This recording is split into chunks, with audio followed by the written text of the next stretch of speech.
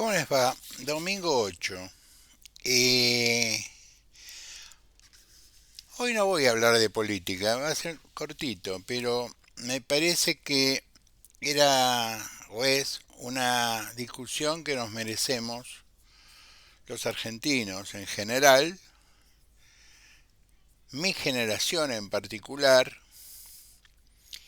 y la generación que de alguna manera tomó contacto con la democracia a partir de 1983, que vio cómo años después se modificaba la Constitución Nacional, es decir, se adecuaba la Constitución del 53, 60, 56 a los nuevos modelos de derechos, porque una Constitución es simplemente un contrato donde las sociedades que la firman o la confirman a través de su voto, eligiendo legisladores constituyentes, ese contrato pone en negro sobre blanco cuáles son las esperanzas, las expectativas, los deseos, los límites que un Estado o la propia ciudadanía deben interpretar, tener presente al momento de realizar su vida social. La Constitución es quizás lo más importante que define una sociedad, porque define eso, el contrato. Ustedes imagínense que los 5 libros del Pentateuco, es decir, lo que los hermanos judíos llaman la Torá, que ya es bastante pacífico, fue escrito en el 700 antes de Cristo por un rey, donde se puso a remodelar un templo y encontró los rollos de Moisés, la ley, etcétera, etcétera. Mi fuente es el profesor Finkelstein, titular de la cátedra de arqueología de la Universidad de Tel Aviv, que escribió un largo texto y que creo que History Channel hizo una larga documental que se llama Desenterrando la Biblia. Búsquenlo en YouTube, es extraordinario porque va desde los patriarcas hasta el libro.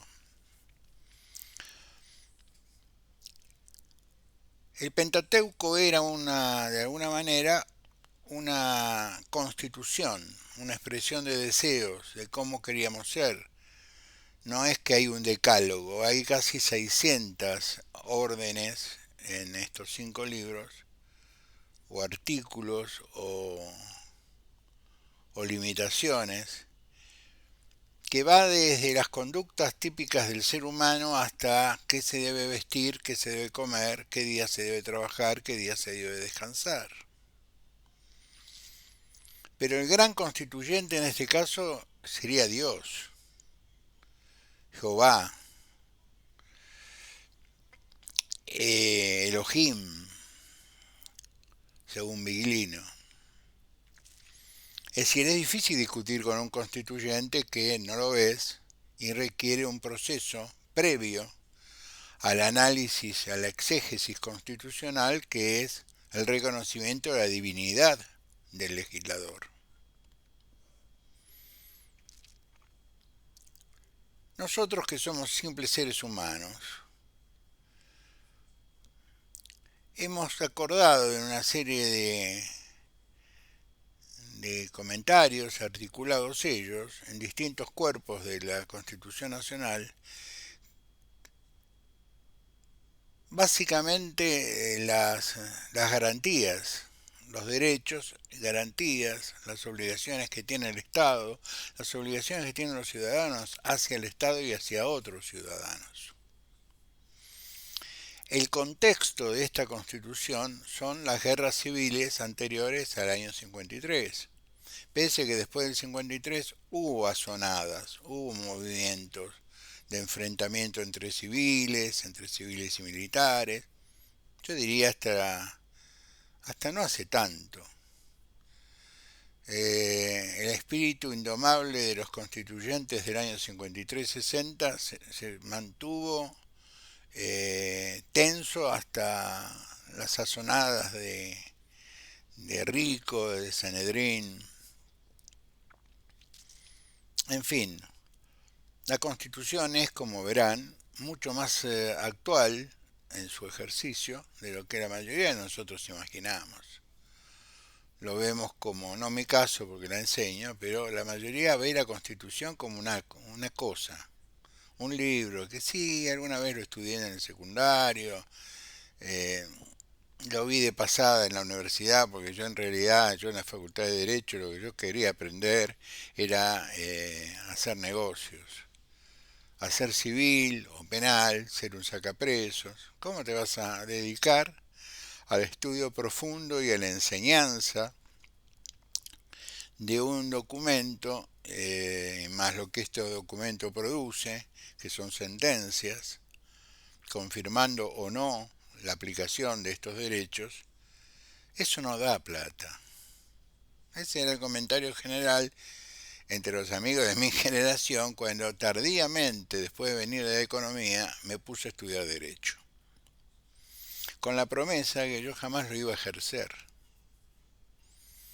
Yo ya había visto lo que era el ejercicio profesional del derecho, porque yo ya tenía un divorcio encima. Y había visto, había leído, la demanda que la contraparte hacía sobre mis conductas, y cuando encaré al autor intelectual de estos disparates, que quiso convertir en un mutuo donde no se discutía nada, en un controversial, en un controvertido, no sé cómo dicen los civilistas. Y cuando le dije, pero yo jamás hice las cosas que usted me imputa y me obliga a poner como testigos a los padres de mi ex esposa, a la familia, a los amigos. Es decir, usted está desordenando la vida de su defendida, no la mía, me importa un bledo. Me contestó, mire, usted sabe cómo es esto, hay que ganar plata. Y ahí tuve mi segundo proceso penal por violencia. Lo lastimé. Lo que yo estoy haciendo es una confesión de parte para que se releven las pruebas, porque por ahí alguno salta y dice, mandaste al hospital a un colega en las escaleras del juzgado de San Isidro. Sí.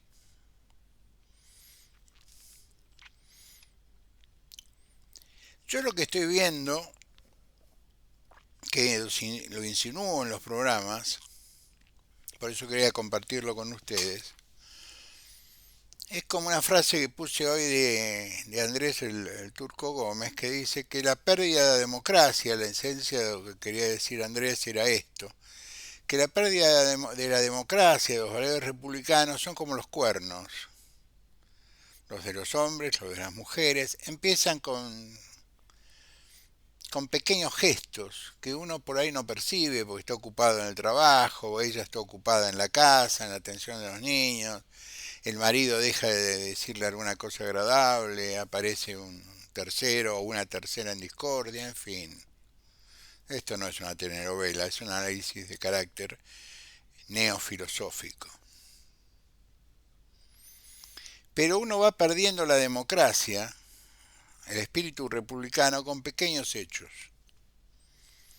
no con grandes situaciones, con grandes titulares, pequeñísimos hechos, que o pasan desapercibidos o los consentimos porque hemos sido criados, seamos sinceros, por lo menos mi generación, que somos los tipos de 70, 80 años hoy, eh, 60, 70, 80 años, esas 3 décadas. Hemos sido formados en la idea de que el orden está por encima de los dislates de la juventud y que la juventud es una enfermedad que se pasa con los tiempos, etcétera. Todo ese tipo de pavadas que sabemos en el fondo que son pavadas. Yo no tengo nada a favor de Juan Grabois. salvo que en términos históricos es un hermano recibido en la misma universidad que yo. En la UBA, porque es una universidad muy vieja, le pasa lo mismo a los egresados de la Universidad de Córdoba. Entre los egresados se definen como hermanos, porque hemos tenido, de alguna manera, a los que así lo comprendemos, el enorme privilegio de tener un alma mater fenomenal, pagada por todos nosotros y financiada en muchos casos por personas que ni siquiera pasaron por sus puertas. En algunos casos, hoy esa gente que financió la educación pública, que no pasó por sus puertas, eh, rigen los destinos del país. O son legisladoras que hicieron un cursito de 3 meses en lo de Venegas Lynch y van por el doctorado. Y a uno casi le da vergüenza tener que explicar que el doctorado es un posgrado del grado, por eso se llama doctorado. Es decir, vos tenés que tener un grado académico, y el grado académico es entre 4 y 6 años. Argentina no está en la onda de la Organización Internacional de Educación Superior junto a México, que ellos, en vez de hablar de horas cátedra, hablan de créditos. Entonces, te suman inclusive los créditos que vos tuviste en tu casa estudiando una materia. No son la nuestra, son horas cátedra, entre 40 y 45 minutos. Por lo tanto, alguien que hace un curso de 3 meses, esos cursos que yo debo tener 20, no te otorga un título, te otorga un conocimiento, una especialidad, una subespecialidad, ni siquiera. Las especialidades tienen. Pero nosotros dejamos pasar, salvo que los que lo transformamos en un meme, las declaraciones de una legisladora que dice cualquier disparate. Pero hablábamos de Juan Grabois. A mí no me parece una figura destacable, es decir, no es un tipo que yo, si fuera decano, lo pondría al frente de una cátedra, salvo que ganase la cátedra por concurso de oposición y reglamento, es decir, que ganase ese espacio. Si lo gana, no tengo nada que opinar. Pero fue detenido por una actividad militante, un accionar militante, que es tomar un lugar que fue cerrado. Y sí, cometió, no un delito, cometió una contravención. ¿Es interpretable? Y sí es interpretable. ¿A eso lo podemos definir como fragancia? No, si es interpretable, si es o no delito, y no puedo aplicar lo que sí está legislado para un acto absolutamente definido. Vos tenés que encontrar el famoso cuentito de derecho constitucional, de derecho penal, la persona apuñalada y el sujeto con el cuchillo ensangrentado en la mano, agitado, y aún así hay una presunción.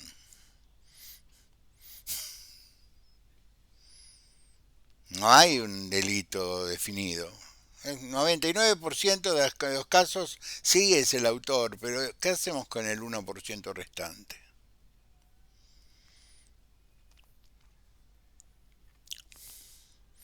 La Constitución tiene presunción, analiza la presunción. Te dice, porque venimos de guerras civiles, venimos del autoritarismo estatal, de la poca discreción estatal de cortarle la cabeza a la mazorca al que pensaba distinto, o los unitarios colgarte de un poste o de un árbol.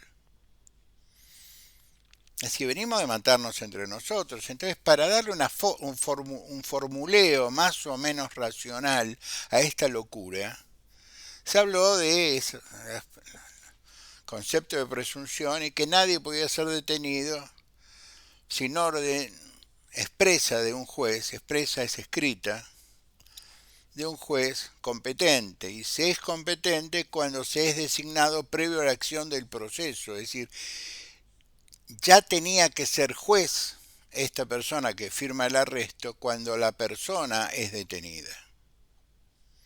Y todos sabemos cuál es la manera de que un ciudadano o una ciudadana se conviertan en juez. Tiene que pasar por el Senado, tiene que ser propuesto por el Congreso, por el Ejecutivo, una terna, se lo analiza, etcétera, etcétera, etcétera. Es decir, no lo puedes nombrar de un día para el otro. Se toma en consideración su historia, es decir, detuvieron a Juan Grabois, ya está libre, y para mí, que no le tengo ninguna simpatía,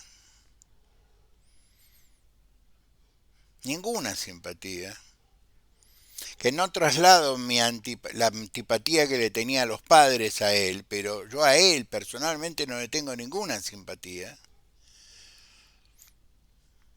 Lo uso a él como ejemplo porque precisamente no le tengo simpatía. Yo no le tengo ninguna simpatía a la señora Cristina Fernández, viuda de Kirchner, no por cuestiones de dinero, no,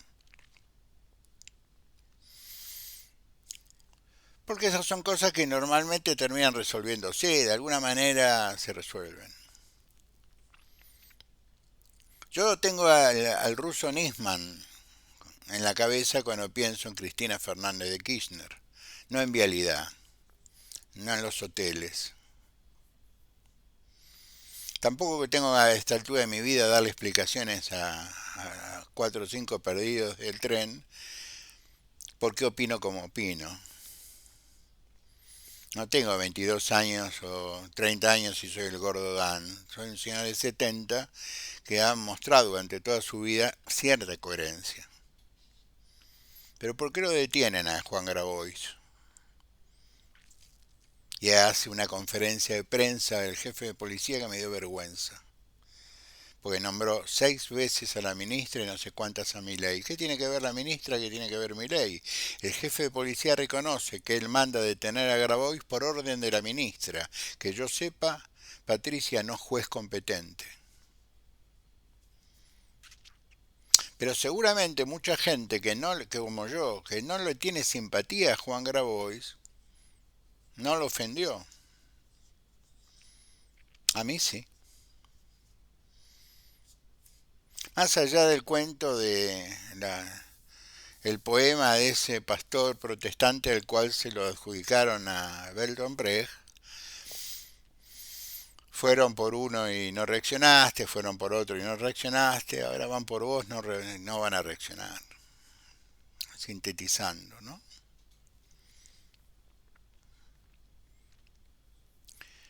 Yo observo, y quiero dejar este domingo muy nublado en Jujuy, un testimonio, es decir, no quiero decir dentro de X tiempo, yo lo dije.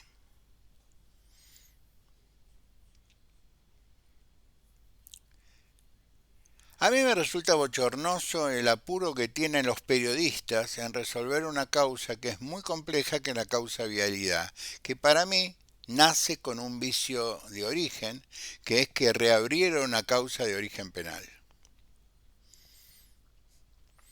Y que ahora, por lo que uno sabe, porque tiene amigos en muchos lados, el expediente, busquen en Infolec y ahí está el expediente está a la consideración en el despacho del profesor Rosenkrantz, profesor de Derecho Penal, hombre que fue rector de la Universidad de San Andrés, que fue propuesto por decreto por Mauricio Macri y luego Mauricio Macri, que estaba muy mal asesorado por Simón, retiró el pliego y luego, por los pasos congruentes del Congreso, fue electo Supremo, un extraordinario jurista. Nosotros, entre nosotros, podemos decir quién es bueno y quién es malo, porque es nuestra profesión. Esto no quiere decir que sea palabra de Dios, alabado sea el Señor, no. Pero es una opinión un poco más formada que la opinión de Doña Rosa o Juan José, que reacciona más visceralmente, que por ahí Doña Rosa y el pibe que reacciona visceralmente está más cerca de la verdad que nosotros que somos intelectuales para algunos, qué sé yo, no, ¿qué andan a saber? Pero Rosenkrantz tiene arriba de su despacho, en su escritorio, el expediente y ha surgido, se ha filtrado una conceptualización que puede tener o no Rosenkrantz al final del expediente, es que esto es para que vuelva a casación, que ellos no pueden asumir la tercera instancia, y lo que le están pidiendo es que asuman la tercera instancia. Esto se los dije hace un mes atrás. No es la discusión, como dicen los periodistas, haciéndose los tontos. Sí o no a los 6. No, porque el fiscal apeló y pidió 12. Le suma la asociación ilícita. Ah, más, en contra de ella mejor. El fiscal de Cámara de Casación, que supongo debe conocer el expediente, acompaña el pedido de 12. Y Casal, que sé que es un caballero, acompaña por un concepto jurídico que viene de Roma, que se llama principio de congruencia. En realidad, el principio de congruencia es un principio más de carácter administrativo que de carácter penal, aplicable generalmente entre caballeros. ¿Qué es el principio de congruencia? Mis dos subalternos, porque tanto el fiscal de casación como el fiscal de cámara son subordinados del fiscal Casal, como jefe de fiscales, opinaron A. Entonces, si el jefe de los fiscales opina B, lo razonable sería que esos dos fiscales presentaran su renuncia, porque no están discutiendo sobre el color que van a pintar el despacho del fiscal, o si van a usar una computadora de una marca o una computadora de otra. Están discutiendo sobre el tipo penal aplicable para quitarle la libertad ambulatoria a una persona. José González, Cristina Fernández. Es una persona.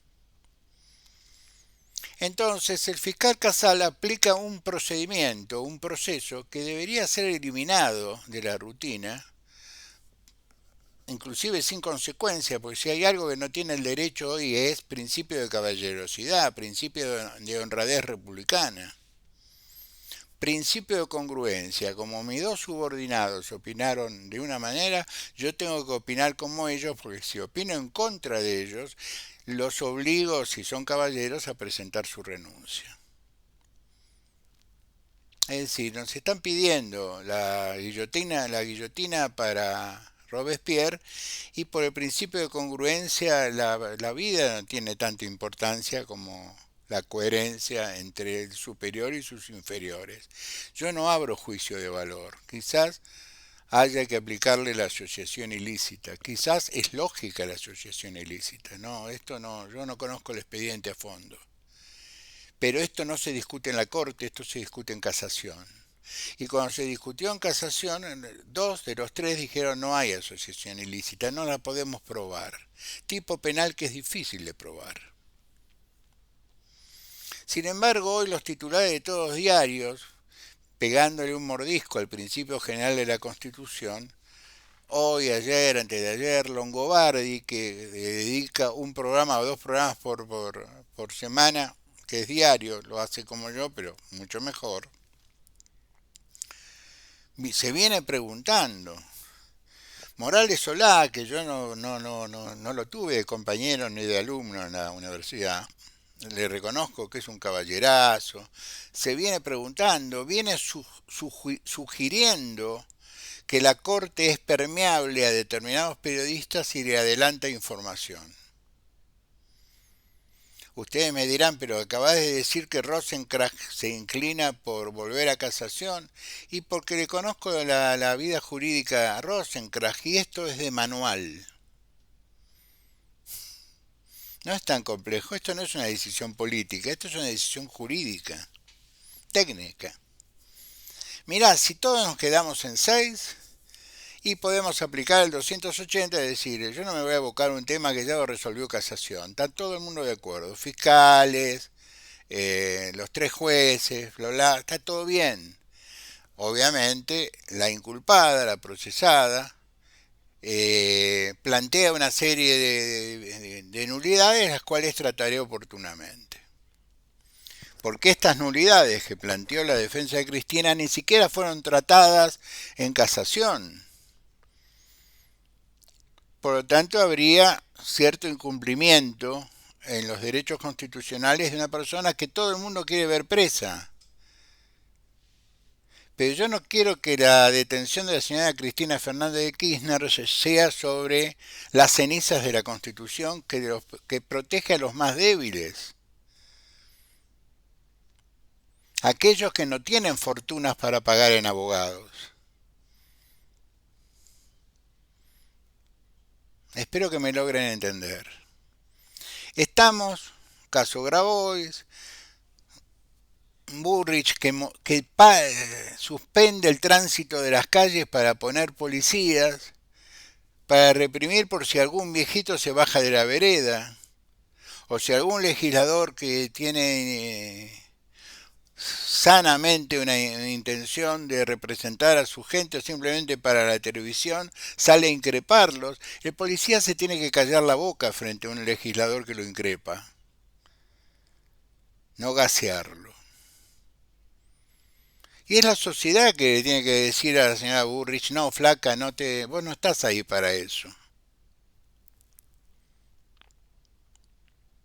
Porque el hecho, todos estaban de acuerdo, sobre todo la gente que transita por Avenida Rivadavia porque no conoce otra avenida, o por Callao porque no conoce otra avenida, o porque resulta más cercano ir por arriba que ir por abajo, en fin, por lo que sea. Se molestaba por los piquetes, está bien, tienen razón de molestarse. Pero el objeto de dejar libre la calle lo han perdido porque antes había manifestantes, ahora hay policías que te impiden el tránsito de los manifestantes. Es decir, el hecho brutal de que vos no podés transitar existe. Entonces, ¿qué queda si el hecho que vos buscás reprimir continúa? Lo único que queda es la represión por la represión misma.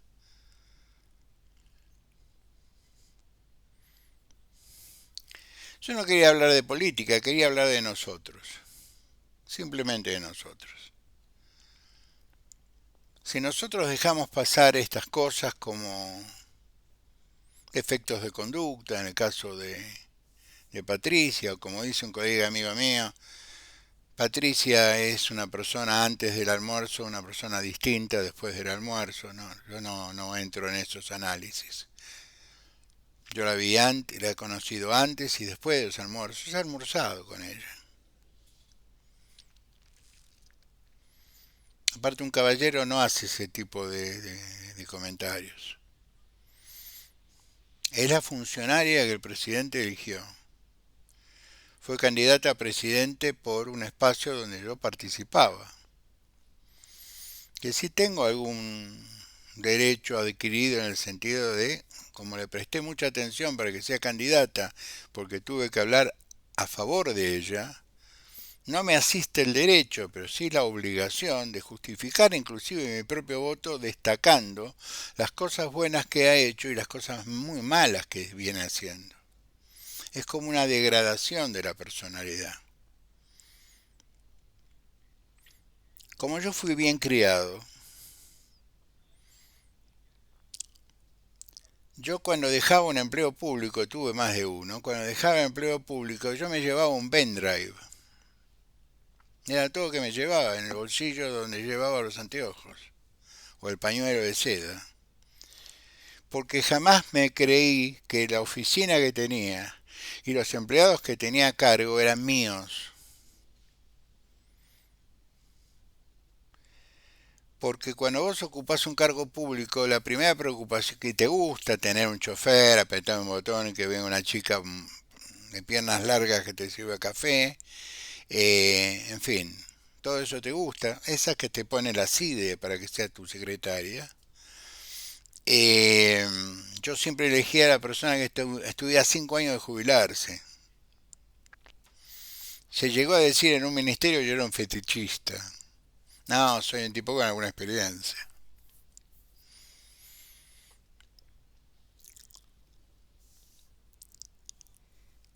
Yo creo que estamos caminando por un estrecho más peligroso que Tunalito acá en Jujuy. Que como ya lo transita mucha gente para ir a rezarle a la Virgen de Punta Corral, creen que es seguro. Pero un montanista especializado como yo me caí 3 veces. Nos estamos cayendo en Tunalito.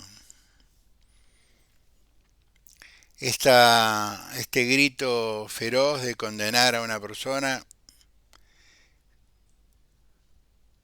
por un delito que seguramente debe haber cometido, pero que todo el proceso fue tan mal hecho que llegamos a un punto donde un hombre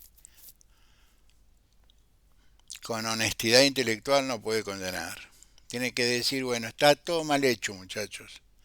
Y la frutilla del postre fue pedir 12 años, porque no lo pudieron probar durante el expediente en casación, y me piden que yo sea juez, y no hay tercera instancia. O aplico el 280 o vuelve a casación. Y el 280 no se puede aplicar, porque le tengo que explicar al fiscal por qué no le doy bola al pedido de 12 años. Y le tengo que explicar a la defensa por qué voy a ignorar sus múltiples declaraciones de nulidad. Si a mí me hace una pregunta como juez, tengo la obligación constitucional de contestar. Por eso arranqué hablando de esto. Como verán, ni media palabra de política, pero debe haber sido el programa más político de los últimos 5 años. Los quiero mucho, sean buenos, nos vemos un día de estos.